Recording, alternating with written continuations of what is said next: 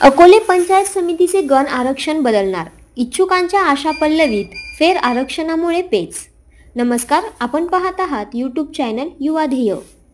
अकोले तालुका पंचायत समिती निवडणुकीत 83.33% आरक्षण झाले।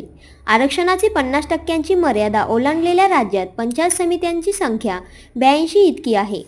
यात जिल्ह्यातील अकोले व श्रीरामपूर तालुका असून आरक्षण 50% मर्यादेत आणून नंतरच निवडणुकीचा कार्यक्रम जाहीर होणार हे स्पष्ट झाल्याने इच्छुकांच्या आशा पल्लवीत झाल्यात, तर निवडणूक तयारीला लागलेल्यांची मात्र निराशा होणार आहे।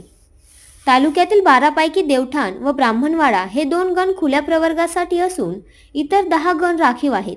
त्यात बदल होणार आहे।